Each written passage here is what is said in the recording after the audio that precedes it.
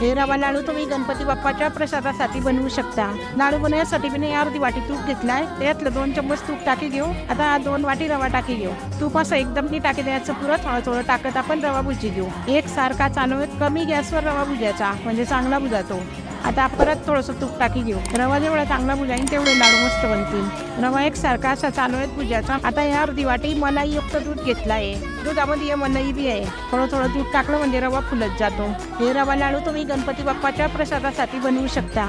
पहा कसा रवा फुलतोय आता आपण याच्यात साखर टाकी घेऊ। मी पिठी साखर वापरली आहे। आता पहा लाडूचं मिश्रण तयार आहे। याला आपण असं थोडंसं असं दाबी घेऊ चम्मचनं आणि झाकण ठेवून आता कढई खाली उतरून घेऊ। पहा आता हे थंड झालं आहे। आता 1 चम्मच वेलची पावडर टाकी घेऊ। आता आपण लाडू बांधी घेऊ। तुम्हाला पाहिजे तसे लहान मोठे तुम्ही लाडू बांधू शकता। पहा कसे मस्त लाडू बांधत आहे। असे आपले रवा लाडू तयार आहे। फुल रेसिपीसाठी इकडे खाली क्लिक करा।